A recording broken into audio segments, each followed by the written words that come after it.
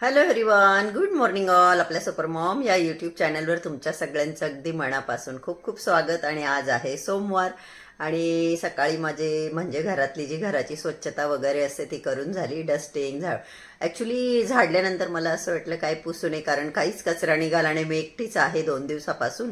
पण परत म्हटलं नको, आपला उपवास आहे आणि घर स्वच्छ करणं गरजेचं आहे. तर मी घर पुसून वगैरे घेतलं, घर सगळं स्वच्छ करून झालं आणि आता पूजाच करायची. तर करीनाचा फोन आला म्हणून बसली. तर तेवढ्यात 1-2 ताईंचे कमेंट बघितले. तर त्या बोलल्या की आम्ही प्रतीकची चेष्टा करतो, आम्हाला तो आवडतो. तर प्रतीकला राग आला. तर तसं बिलकुल नाही ताई, प्रतीकसाठी उलट तुम्ही कमेंट करता ना, तो एरवी असे माझे कमेंट वाचणार नाही, परंतु तो ज्या व्हिडिओत असलं त्याचे कमेंट तो आवर्जून वाचतो आणि त्याला खूप छान पण वाटतो. आणि तो करीनाला म्हणतो पण की मम्मीचे व्ह्यूअर्स जे आहे त्यांना मी खूप आवडतो, असं तो करीनाला सांगतो सुद्धा. तर तसं बिलकुल नाही. मागे ना मी जसं तुम्हाला सांगितलं बघा की निगेटिव्ह कमेंट मी ठेवतच नाही चॅनलवर. तर त्याच्यासाठी कमेंट आला होता, पार मतो तसं बोलला. तर तसं बिलकुल नाही, उलट त्याच्यासाठी तुम्ही कमेंट करताना त्याला खूप छान वाटतं. मी जसं म्हटलं तो वाचतोच. मग की कोणी कोणी आंटींनी काय लिहिलंय किंवा काही दीदी पण लिहितात त्याच्यासाठी, दादा म्हणतात म्हणजे त्याच्यापेक्षा छोट्या असतील. तर असा गैरसमज करून घेऊ नका. आणि बाहेर थोडा रिमझिम पाऊस चालू आहे. प्रशांतजी नागपूरला गेले, आता ते ऑन द वे आहे. त्यांनी काल अकोल्याला आमचे एक फॅमिली फ्रेंड आहे त्यांच्याकडे मुक्काम केला. मला व्हिडिओ कॉल केला होता त्यांच्याशी बोलण्यासाठी. आणि आता ते पोचतील, माहीत नाही किती वाजेला पोचतील. आणि आज मे बी करीना आणि प्रतीक येतील. करीनाचं आज कॉलेजचं काम होतं, तर दोघं आज येतील. पण किती रात्र होईल का किती वाजता येतील ते काही सांगता येत नाही, ते तिचं काम होण्यावर आहे. आणि कसे पावसाचे दिवस आहे, मी त्यांना म्हटलं आरामशीर निघा, खूप हेवी रेन असेल तर त्या हिशोबाने सगळं तसं प्लॅन करा, असं मी त्यांना सांगितलंय. तर चला आता मी पण देवांची पूजा करून घेते. अजून मी काहीच घेतलं नाही, पाणी पिलंय सकाळपासून 1.5 लिटर. मला ॲक्च्युली दूध आणायला जायचंय, दूध आणि केळी. म्हटलं एकदा देवांची पूजा करून घेऊ, तोपर्यंत पाऊसही उघडेल, मग मी घेऊन येईल जाऊन दूध आणि केळी.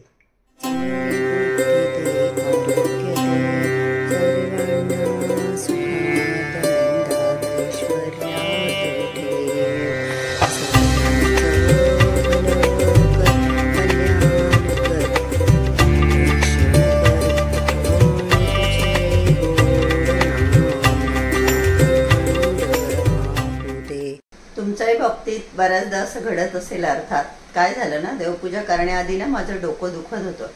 माहीत नाही का, असं कधी कधी होतं बघा, खूप डोकं दुखायला लागतं. आणि देवपूजा करत करत असतानाच ते डोकं दुखणं आपोआप बंद होतं. हा माझा खूप वेळेचा एक्सपिरियन्स आहे, कारण आपण खूप प्रसन्न मनाने देवाची पूजा करतो आणि मग जे काही कारण असेल, डोकं दुखायचं, टेन्शन असेल, स्ट्रेस असेल, ते आपोआप चाललं जातं आणि डोकं दुखणं बंद होतं. माझ्याबरोबर बऱ्याचदा असं घडतं.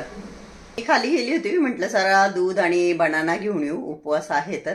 परंतु खाली जाऊन बघितलं तर भरपूर पाऊस होते. मग परत वरती आले. आता आंब्रेला घेऊन जाते आणि बनाना आणि दूध घेऊन येते. 4 लिफ्ट आहे, तरी पण कधीच लवकर लिफ्ट येत नाही. 3 ह्या बाजूला आहेत आणि एक इकडे आहे, ही आली. खूप नाही पडत आहे, थोडासाच पडतोय भुरभुर. परंतु मग ओलं होऊन आजारी पडण्यापेक्षा वरती गेली मी, परत छत्री घेऊन आली, आंब्रेला घेऊन आली. चला आता मी दूध घेऊन येईपर्यंत जोरात नाही आला म्हणजे बरं. आमच्या गेटवरच हा फ्रूटचा गाडा, इथून केळी वगैरे घेऊ म्हटलं, पण पावसाचं यांनी झाकून ठेवलंय. पाऊस थोडाफार पडतोच आहे.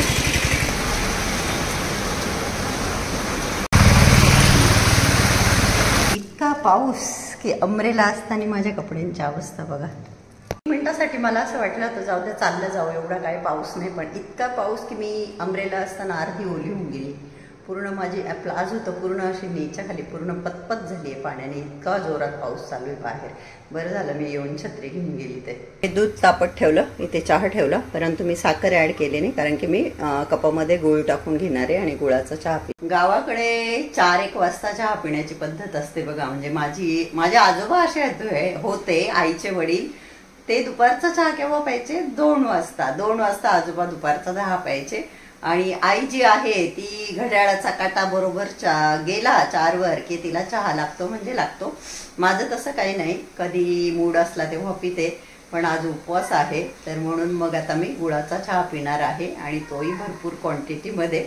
तर चहा उकळत ठेवला मी आता. मागे मी ह्या कैऱ्या दाखवल्या होत्या, यातल्या बऱ्याचशा तर मी खाल्ल्या, 3-4 ज्या पिकल्या होत्या तर मी आता याचं ना इन्स्टंट अचार म्हणजे जे प्रॉपर रेसिपीवालं नाही फॉलो करणार मी, जस्ट असं आपण लगेच करून ते लगेच संपणारं जे लोणचं असतं ना ते बनवायचं आहे. तर त्याच्यासाठी मी आता हे छान अशा एकदा बारीक कट करून घेते. यांना मीडियम साईजचेच असे कट करून घेतलेले आहे. हे बघा अशा पद्धतीने कट केले आहे. गोड आहे ह्या कैऱ्या, ॲक्च्युली यांची टेस्टच अशी गोड लागते. आता पुढची प्रोसेस करते मी.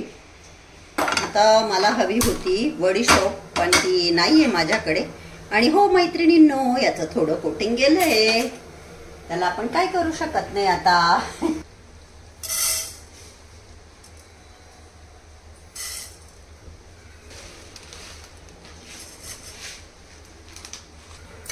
हे सगळं भाजलेलं जे आहे ना ते थंड झाल्यानंतर त्याची मी ग्राइंड करून पावडर करून घेतली. आणि आता इथे पॅनमध्ये मी तेल गरम केलं. आणि हो, हे जे इन्स्टंट अचार ज्याला आपण म्हणतो जे मी बनवते ते 8 ते 10 दिवस टिकतं, फक्त जास्त नाही टिकत. तर त्याची पावडर केल्यानंतर मी त्याच्यामध्ये हळद टाकली 1/2 टीस्पून आणि 2.5 टीस्पून मी लाल मिरची पावडर टाकली, जी माझ्या रोजच्या वापरातली आहे मसाल्याच्या डब्यात. रेडीमेड आहे ही, प्रशांतजींनी आणली होती एकदा कुठून तरी. आणि 2 टीस्पून मी मीठ देखील इथे टाकलं कैऱ्यांच्या अंदाजाने. आणि आता जे मी त्या पॅनमध्ये तेल गरम केलेलं आहे ना ते मी याच्यामध्ये ॲड करून हे चांगलं असं मिक्स करून घेणार आहे. बऱ्याच वेगवेगळ्या पद्धतीने केलं जातं हे इन्स्टंट अचार. आता मी हे अशा पद्धतीने करते. जसं मी म्हटलं हे 1-2च दिवस आपण बाहेर ठेवू शकतो आणि नंतर ते फ्रीजमध्ये ठेवावं लागेल तरच ते राहील, नाही तर ते लवकर खराब होतं. तर हे मिक्सचर मिक्स केलेलं मसाले वगैरे ते मी असे कैरीवर टाकून घेतले आणि छान असं मस्त आता हे सगळ्या कैऱ्यांना लावून घेणार आहे. व्यवस्थित असं हे मिक्स करून घेणार आहे. आणि कुठलंही लोणचं जे असतं ते काचेच्या बरण्यांमध्ये ठेवलं जातं. तर माझ्याकडे आय थिंक हणीच्या बरण्या आहेत लोणच्यासाठी, माझ्याकडे मोठी बरणी नाही आहे. तर हणीच्या ज्या रिकाम्या झालेल्या बरण्या आहेत माझ्याकडे काचेच्या, त्याच्यामध्ये मी हे भरून ठेवेल.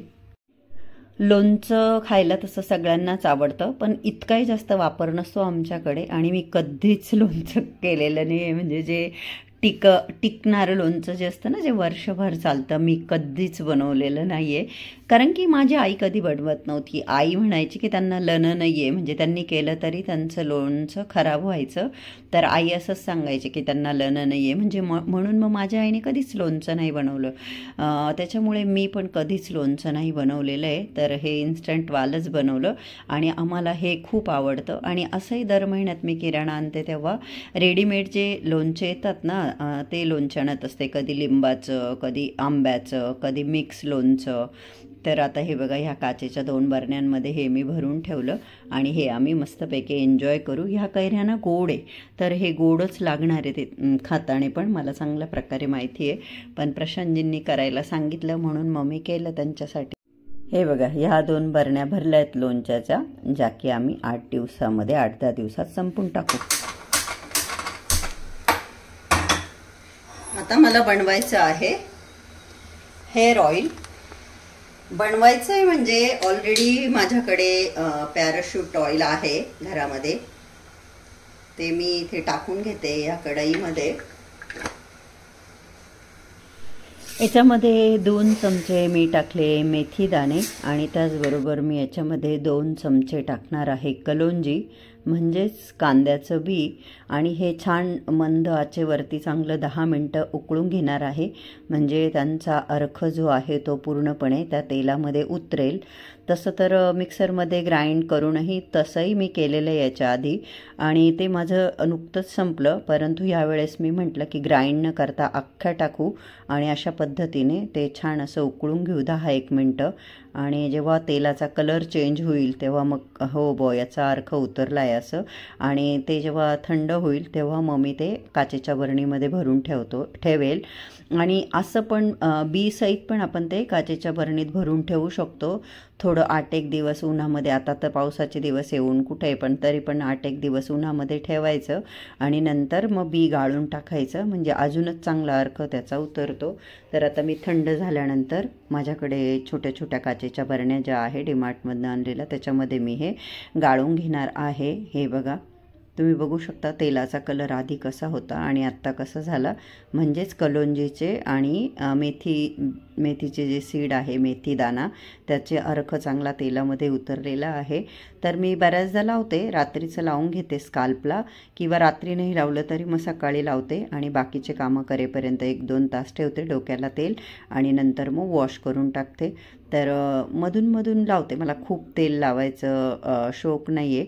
आणि जसं मला हे माहीत झालं आहे की 1 तास तेल ठेवल्यानंतर बाकी नंतर ठेवण्यात काही त्याच्यात अर्थ नसतो, तसं मग मी रात्रीचं शक्यतो टाळतेच लावणं, सकाळीच लावते आणि 1 तासभर ठेवते आणि नंतर हेअर वॉश करून घेते. तर हे बघा, आता मी हे बरणीमध्ये इथे भरून ठेवलं छान असं, आणि भरपूर दिवस जाईल, कारण की मी एकटीच हे तेल वापरते, त्याच्यामुळे मला भरपूर दिवस जाईल. जसं की माझा जो अभ्यास आहे, स्टडी आहे, की काही मैत्रिणी अशा असतात ज्यांना काही फरक पडत नाही खरं एज सांगायला, आणि काही मैत्रिणी असं असतं ज्यांना नाही आवडत आपलं वय सांगायला, खरं वय. आणि त्यात काही चुकीचं नाही आहे, ज्याचा त्याचा पर्सनल प्रश्न आहे, कुणाला आवडतं कुणाला नाही आवडत, ज्याच्या त्याचा आवडीचा प्रश्न आहे. आता मी माझ्या चॅनलवर एक शॉर्ट बनवून टाकला, त्यात मी स्वतःहून सांगितलं की 16 ऑगस्टला मी 50मध्ये पदार्पण करणार आहे. त्यातही एक जणींनी कमेंट केला, तिला माझ्या एका मैत्रिणीने उत्तर पण दिलं. तिने असा कमेंट केला की 50मध्ये म्हातारी दिसायला लागली. मला जेव्हा असे कमेंट येताना मला खरोखर खूप हसायला येतं, आणि अशा लोकांची खरं सांगू तर कीव येते. आता बघा, आपल्या आजूबाजू आपल्या मैत्रिणी असतील म्हणा, बहिणी असतील, किंवा आपल्या जवळचे रिलेटिव्ह असतील, आपण अशी चर्चा करतो नाही का, की वयाची वगैरे किंवा दिसण्याच्या, ह्या सगळ्या चर्चा आपण करत असतो. बायका दिसण्याबद्दल जास्तच पॉझिटिव्ह असता म्हणा, किंवा दिसण्यावर जास्तच चर्चा करता. कुणाकुणाची त्वचा जी असते ती खूप पातळ होते, आणि कुणाकुणाची त्वचा जी असते ती खूप जाड असते. आता बिचारी माझी आई मागच्या 9 महिन्यांपासून नाही बोलत आहे दिसण्याबद्दल, कारण की तिचं दुःखच एवढं मोठं आहे की तिला दिसणं बिसणं ह्या गोष्टी आता तिच्यासाठी मॅटर नाही करत. परंतु हो, मी आईला माझ्या खूपदा असं म्हणताना ऐकलंय, आई ना म्हणजे असं कम्पेअर करते ती, असं काही जवळची नात्यातली एखादी व्यक्ती म्हणजे ती सांगेल की बघ बुवा, तारीफ करते दुसऱ्या बायकांची, त्या माझ्यापेक्षा किती मोठ्या आहे, पण त्यांची त्वचा किती छान आहे. आईची त्वचा खूप अशी खराब झाली, आता आई 75 रनिंग असेल आईला. तर आईला नेहमी ह्या गोष्टीचं दुःख वाटायचं पूर्वी, की माझी त्वचा खूप लवकर रिंकल्स खूप अशी, आता एज झाल्यानंतर कशी त्वचा होते तशी आईची खूप लवकर झालेली आहे.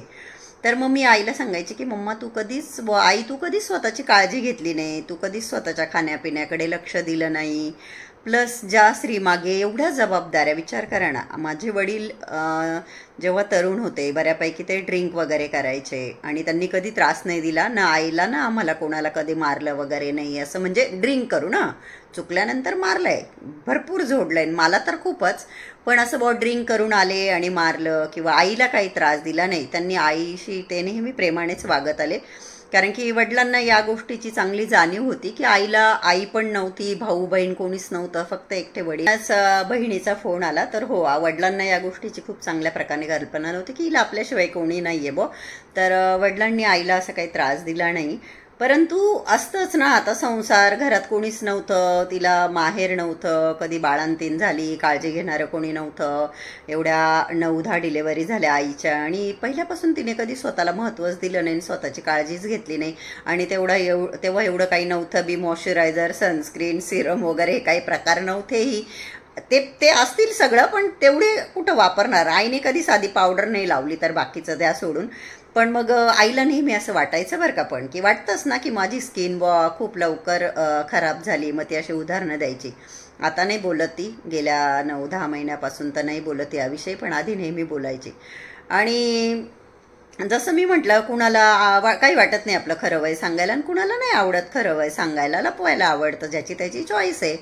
एकदा काय झालं, असंच नाशिकला राहत असताना 35 मी क्रॉस केलं असेल आय थिंक तेव्हा, आणि मला असं वाटलं की माझी स्किन मला जरा खराब वाटायला लागली. आणि ज्या मैत्रिणी नाशिकच्या आहेत त्या ओळखतील, मुंबई नाक्यावर नेहते डॉक्टरांचं मोठं हॉस्पिटल आहे बघा, तर मी त्या डॉक्टरांकडे गेले होते जस्ट माझ्या स्किनचं ॲनालिसिस करायला, की माझ्या स्किन जास्त खराब होत चालली असं मला वाटलं. आणि मी तेव्हा खूप वेट लॉस केलं होतं आणि त्याचे सगळे इफेक्ट माझ्या स्किनवर जाणवायचे. नाही तर मी जेव्हा जाड होती, एकदम तुकतुकीत अशी एकदम भारी दिसायची, पण बारीक झाल्यानंतर स्किन खूप खराब झाली होती, कारण मी खूप फास्ट वेट लॉस केलं होतं.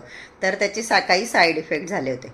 पण तेव्हा डॉक्टरांनी माझी स्किन बघितल्यानंतर त्यांनी मला हे सांगितलं की तुमची स्किन जी आहे ती अतिशय पातळ आहे आणि त्याच्यामुळे तुम्ही तुमच्या स्किनला मसाज वगैरे सुद्धा नाही केलं पाहिजे. आणि असं मला त्यांनी थोडक्यात सांगितलं. ते बोलले की समजा इतरांना ज्या गोष्टी 40मध्ये दिसतील त्या तुमच्या 35मध्येच दिसायला लागल्या, किंवा त्याच्याही आधी म्हटलं तरी चालेल, असं त्यांनी मला माझ्या स्किनबद्दल तेव्हा सांगितलं होतं डॉक्टर नेहतेंनी. तिला 10-12 वर्ष झाले तेव्हापासून मी फेशियल करणं बंद केलं. मी फेशियल केव्हा करते, जेव्हा माझा बर्थडे असतो, एक स्पेशल आपला वाढदिवस आहे म्हणून स्वतःला पॅम्पर करायचं म्हणून तेव्हा मी बाहेर जाऊन पार्लरमध्ये चांगल्या ठिकाणी फेशियल करते. नाहीतर अदरवाईज मी फेशियल करत नाही डॉक्टरांनी सांगितल्यापासून. नाहीतर त्याआधी मी तुम्हाला सांगते, मी दर महिन्याला फेशियलच नाही तर ब्लीचसुद्धा करायचे, जे की खूप चुकीचं आहे. ब्लीचमध्ये ॲक्टिव्हेटर असतं, जे की आपल्या स्किनच्या हेल्थसाठी बिलकुल चांगलं नाही.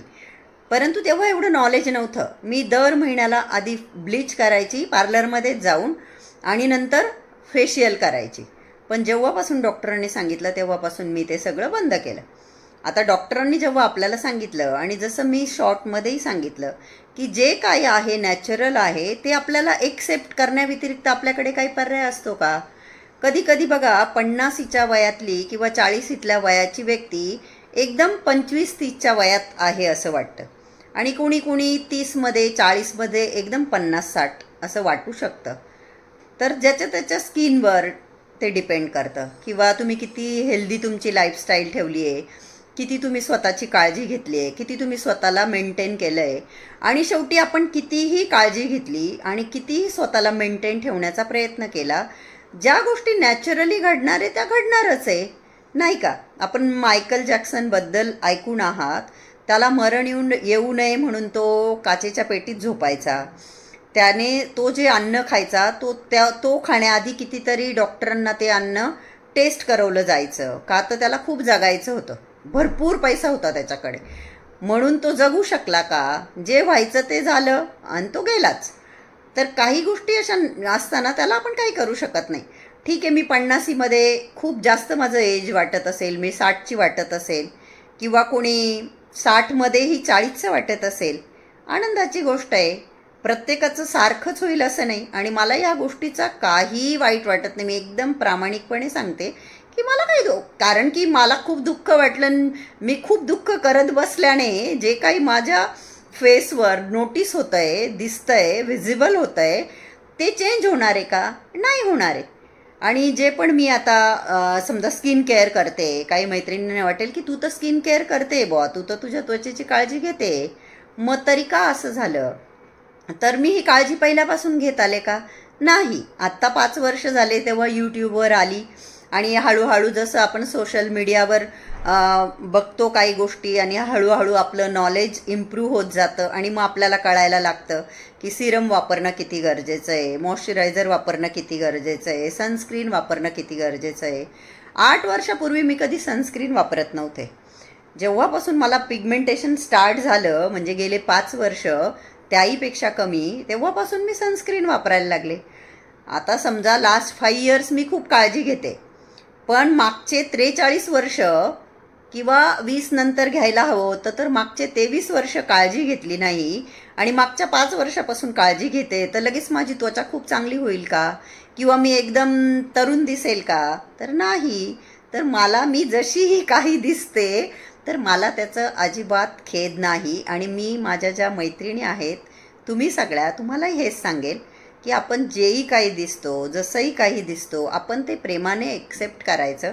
कधीच स्वतःच्या लुकला आपण हे नाही करायचं, नाव नाही ठेवायचं, बॉडी शेम नाही करायचं स्वतःला. मग आपण ओव्हरवेट असू, किंवा मग आपल्या चेहऱ्यावर काही प्रॉब्लेम असतील, ओव्हर बॉडीवर काही प्रॉब्लेम असतील, तर त्याबद्दल कधीच वाईट वाटून नाही घ्यायचं. आपण जसे आहोत तसं आपण स्वतःला एक्सेप्ट करायचं. मी स्वतःही केलंय प्रेमाने. काय सांगता येतं पुढच्या 1 वर्षात मी अजूनच खूप डेंजर दिसायला लागेल, माहीत नाही मला. पण याचा अर्थ मी स्वतःला हेट करायचं का? तर नाही, मी स्वतःवर प्रेमच केलं पाहिजे आणि शक्य होईल तेवढी मी स्वतःची काळजी घेतली पाहिजे. तेच आपण करू शकतो आणि ते आपण करायचं आहे. तर चला, आता झालेली आहे संध्याकाळ. माझ्या रोजच्या नियमाप्रमाणे 7 वेळेस हनुमान चालिसा आणि शिवलीलामृतचा 11वा अध्याय मला वाचायचा आहे. ते मी वाचून घेते आणि मग मी तुमच्याशी बोलते. देवाचं सगळं वाचून झाल्यानंतर इथे मी माझ्यासाठी डिनर बनवलेलं आहे. भाकरी भाजता भाजता तिचा थोडा तुकडा पडला, तर नागलीच्या 2 छोट्याशा भाकरी, पिकल घेतलेलं आहे आणि अगेन मुगाच्या डाळीची उसळ. कारण की मी खूप सगळे मूग भिजवून ठेवले होते. माझ्याकडे खूप सगळे मूग आहे आणि म्हणून मी आता हे जेवण बनवलं आहे आणि जेवते. आणि माझं जेवण झाल्यानंतर मला चहा पिण्याची इच्छा झाली, तर मी इथे चहा ठेवलेला आहे. कारण की बाहेर पाऊस पडतोय आणि थंड मोसम आहे, तर इच्छा झाली चहा पिण्याची. जेवता जेवता अगेन मला अचानक होतं, आपण ठरवून नाही करत नाही का. जेवता जेवता अगेन मला माझ्या भावाची आठवण आली आणि इमोशनल झाली मी. आता एवढंच म्हणत असते मी की आपल्या काही गोष्टी हटतात नसतात, आपण काही करू शकत नाही. पण मला खूपदा असं अचानक त्याची आठवण येते. जेव्हा ही आठवण येते इमोशनल होणं साहजिक आहे. दुसरी गोष्ट, प्रतीक आणि करीना येणार होते आज, तर पावसामुळे पुण्याच्या रस्त्याला काहीतरी दरडी वगैरे कोसळली आहे आणि रस्ता बंद झाला, असंच काहीतरी करीना सांगत होती. ॲक्च्युली मी काय केलं, मी देवाचं वाचत होते ना, मी जस्ट फोन रिसीव केला, मी इकडून काहीच बोलली नाही. आणि मग तिला कळून जातं की मम्मा बोलत नाही म्हणजे ही देवाचं वाचते असं. ती मला असं सांगत होती, तर त्याच्यामुळे त्यांनी येणं कॅन्सल केलं. ती आणि प्रतीक उद्या येतील. तर माझं जेवण झालं आहे. आता ही जेवणाची भांडे वगैरे घासून क्लीन करते. आणि पाऊस चालू आहे बाहेर, जर थांबला पाऊस तर मग खाली जाईल वॉक करायला. तर असाच होता आजचा व्हिडिओ. कसा वाटला तुम्हाला? आवडला का? व्हिडिओ आवडला असेल तर व्हिडिओला लाईक करा. तुम्ही पण असं जेवणानंतर चहा पिता का ते मला कमेंट करून सांगा. आणि चॅनलला अजून सबस्क्राईब केलं नसेल तर प्लीज सबस्क्राईब करा. हा व्हिडिओ बघितल्याबद्दल तुम्हा सगळ्यांचे मनापासून खूप खूप धन्यवाद. Thank you so much. Love you all. Take care. Bye bye.